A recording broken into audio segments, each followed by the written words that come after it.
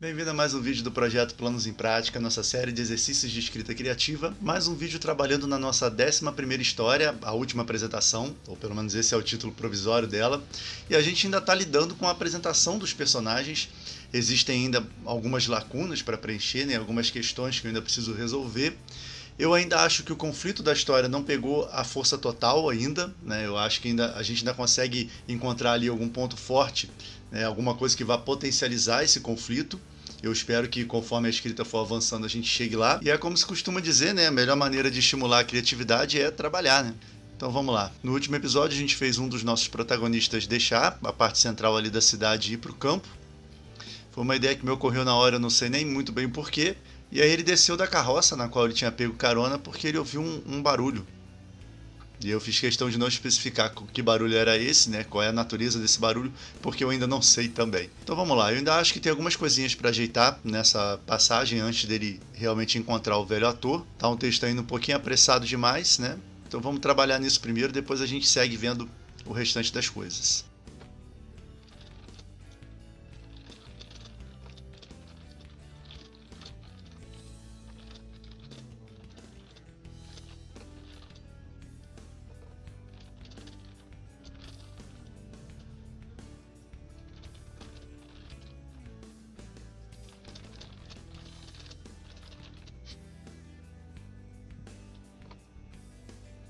Bom, já tem aqui uma vaga ideia de como eu vou fazer a apresentação do velho ator e vou ler aqui rapidinho o texto que eu usei para complementar o que tinha na semana passada, né?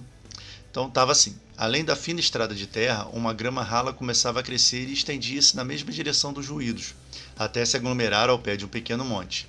Mais atrás, o precário telhado de um celeiro se projetava, quebrando a paisagem natural. Então eu incluí mais um elemento, né, para não ser, para aquela região ali não ficar no meio do nada. Conforme avançava, seus ouvidos perceberam algo, além das batidas. Várias vozes agudas, gritando coisas que ele ainda não entendia. Então eu estou procurando aumentar o suspense, aumentar o mistério, né? Em relação ao que ele vai encontrar. Como eu falei, eu já tenho uma ideia, não sei se vai funcionar. Eu vou escrever primeiro, depois eu comento. E uma coisa que eu preciso descrever melhor agora são essas batidas, né? Então aqui tem um barulho regular lhe chamou a atenção. Eu vou trocar aqui. Um barulho lhe chamou a atenção.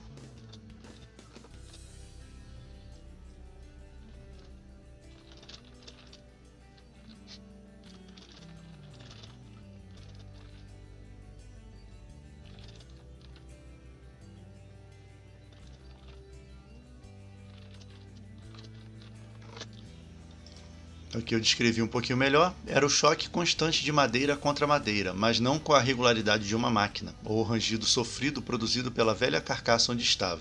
Beleza, aí eu preciso tirar aqui em cima a palavra madeira, até para não confundir o leitor, né? No final das contas estava até desnecessário. Enquanto balançava, embalado pelo rangido constante do veículo, Ziane deixou a mente formular soluções possíveis para aquele mistério. Fica até melhor assim. Beleza.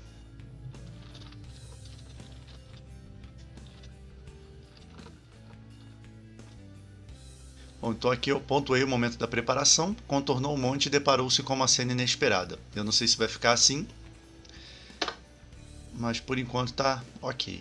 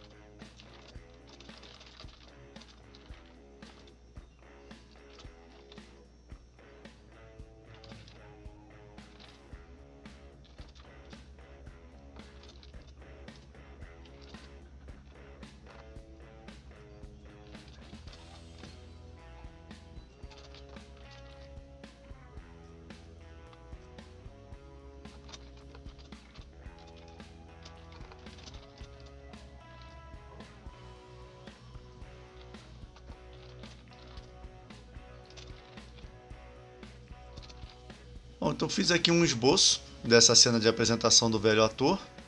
Não sei se vai funcionar dessa forma ou não.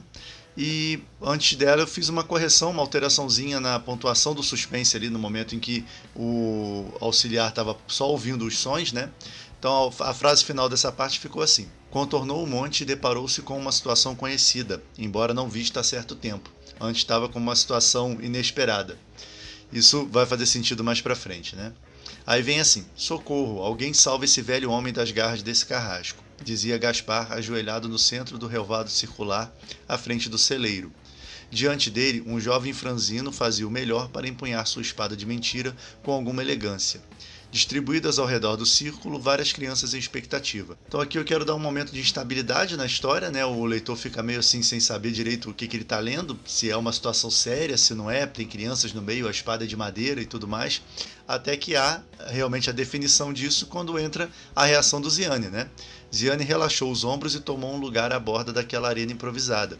Depois, de braços cruzados, apenas assistiu ao desenrolar daquela cena. Nisso o leitor já fica tranquilo e já sabe que aquilo ali é um acontecimento, uma situação inofensiva, né? Mas espere, disse o velho ator mudando a expressão. O que tenho diante de mim não é um carrasco, não é um vilão e sim um herói. Por isso jamais seria capaz de praticar qualquer desonra. O rapazinho olhou em volta antes de abaixar a sua espada. As crianças da plateia vibraram em aprovação. Então a ideia aqui é justamente dar um pouquinho da filosofia de vida desse personagem, né? A questão de ser contra a violência, da resolução das coisas pela paz e tudo mais. Ainda estou vendo se isso vai combinar com a proposta da história ou com o perfil desse personagem em si e dar esse desfecho assim para um duelo de mentira, para um duelo encenado, né? Um desfecho pacífico. Eu acho que seria um bom diferencial, seria uma maneira de fazer o leitor olhar para esse personagem novo. E agora, numa conversa entre ele e o Ziane, a gente consegue definir um pouquinho melhor o que se passa na cabeça dele. Eu quero que ele tenha uma pontinha daquele desespero que eu estava falando antes, daquela sensação de que o tempo está passando, de que ele já não consegue mais fazer as coisas que fazia antes. E aí vai vir daí o desejo dele ir embora, dele voltar para a cidade natal dele, para ele realizar a sua última apresentação. Vamos ver se isso vai ser condizente, né? Se isso vai fazer algum sentido conforme a história continuar. Vou estabelecer agora um diálogo entre os dois para poder organizar isso melhor. Mas em princípio foi isso que me veio na cabeça quando eu pensei nas batidas, né? Então, por algum motivo eu imaginei uma luta de mentirinha e como a história se trata de um ator, eu achei que combinaria. Bom, então vamos escrever um pouquinho mais aqui dessa cena para poder ver exatamente aonde a gente quer chegar com isso, né?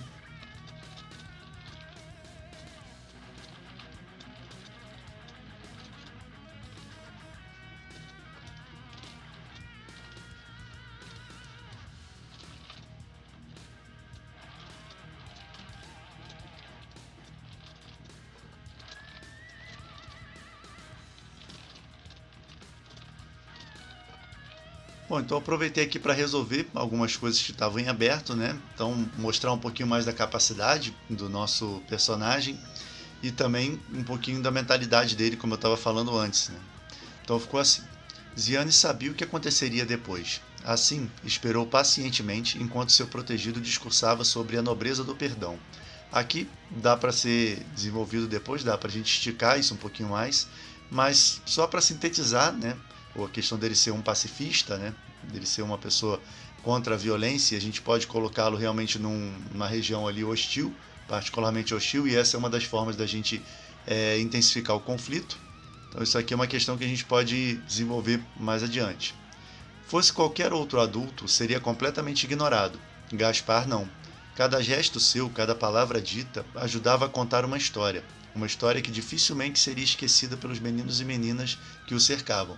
Então eu estou também aproveitando para contar essa outra qualidade do personagem, o magnetismo, né, que eu já tinha mencionado antes, mas agora o leitor está presenciando isso, de certa forma, né, pelos olhos do Ziane. Então o personagem, de alguma forma, ele tem esse talento de prender a atenção das pessoas, de cativar mesmo, e qualquer outro adulto no lugar dele, com um discurso assim, com a lição de moral, não seria bem recebido pelas crianças, mas não era o caso dele, né? Então isso é mais uma coisa que a gente vai juntar nessa lista de fatores que diferenciam esse personagem das outras pessoas, né? Então vamos fazer o Ziane chegar perto agora e eles trocarem algumas palavras.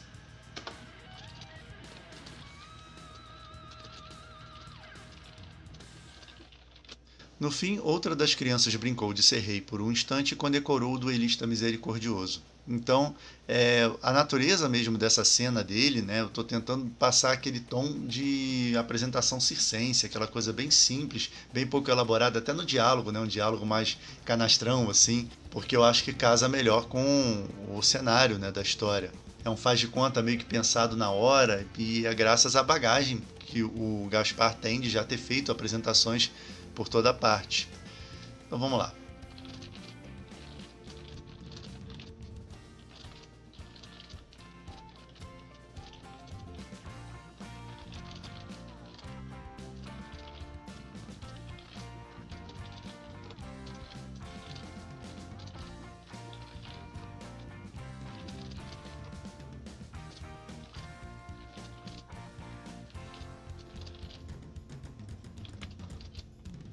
Então começa a abordagem do Ziane assim. Ao menos ganharia algumas moedas se fizesse isso lá na praça. Começou. Talvez, mas as crianças estão aqui, devolveu Gaspar, ainda ofegante. Então, com esse diálogo aqui, a minha ideia, além de estabelecer, lógico, a necessidade deles irem embora nessa jornada, é também demonstrar com poucas palavras a essência de cada um deles. Então, o Ziane é materialista, né? Ele é um cara que pensa em dinheiro, que pensa em lucro, e o Gaspar é um cara mais idealista, né? Mais sonhador. E eu acho que ele faz menos questão de explicar os seus propósitos, os seus motivos, ele dá menos satisfação, né, para as pessoas ao redor. E a minha ideia assim do relacionamento dos dois é que o Ziane meio que aprendeu a lidar com isso, aprendeu a compreender o Gaspar meio que no que ele diz nas entrelinhas, né? Eu acho que isso dá uma relação interessante entre eles. É claro que eu não estou com pressa de mostrar essas coisas aqui, né? Eles ainda têm um longo caminho para percorrer, né? Principalmente se eles forem fazer essa jornada que eu estou planejando. E aí, aos pouquinhos, essas características dos dois vão se solidificando, né? Então, seguindo, os dois sentaram na grama baixa e esticaram as pernas com desprendimento. Nunca vim a esse lugar. Ziane respirou fundo e apreciou a brisa leve e constante. Isso aqui eu coloquei para poder, né, introduzir a questão do sentimento do Gaspar de querer ir embora. Então vamos lá, como é que ele pode responder, né?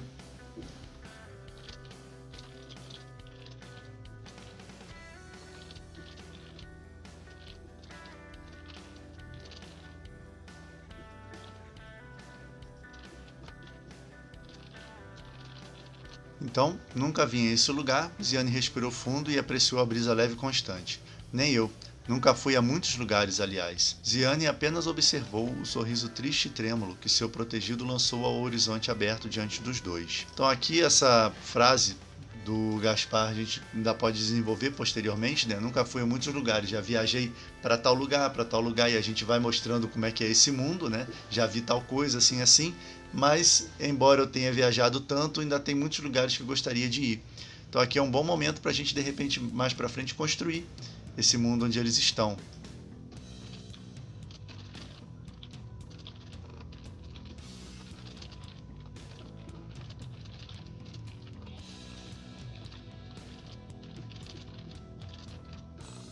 Então, o que foi? O que está acontecendo? Indagou ele, enfim.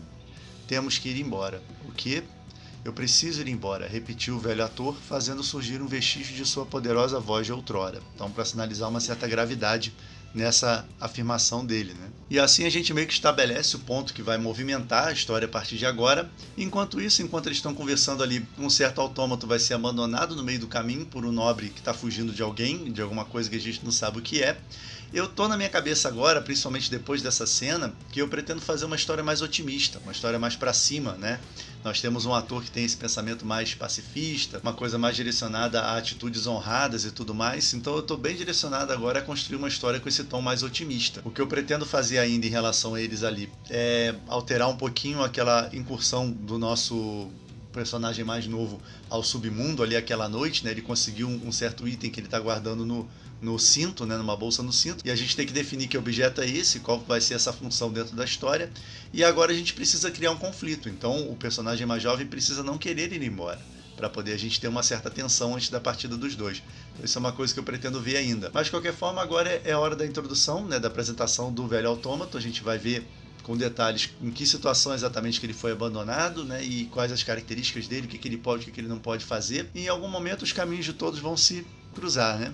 E a gente continua então nossa escrita na semana que vem. Enquanto isso, se você ainda não viu, aqui do lado tem a playlist completa com todos os episódios, todas as histórias escritas até agora. E se você gosta de world building, de construção de mundos, tem também a playlist do nosso novo projeto Universo Planos e Fugas. Era isso pro vídeo de hoje, abraços e até a próxima.